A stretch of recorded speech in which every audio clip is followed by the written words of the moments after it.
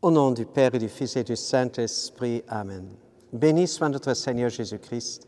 Béni soit la Vierge Marie, la maman de Jésus, notre chère maman.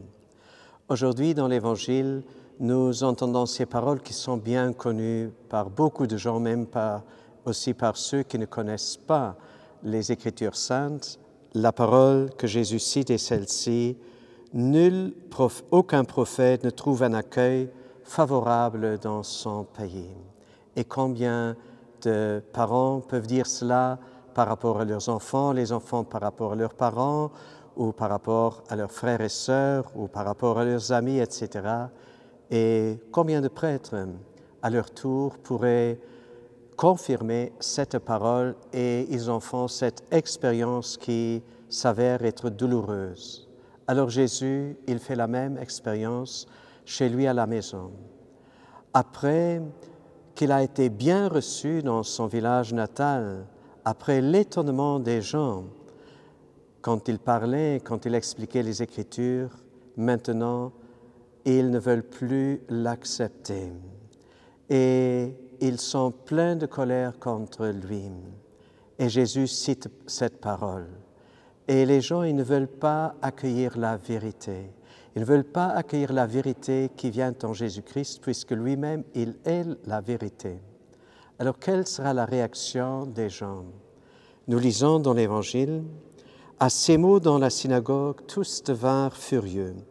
Ils se levèrent, poussèrent Jésus dehors la ville et le menèrent jusqu'à l'escarpement de la colline où leur ville est construite, pour le précipiter en bas.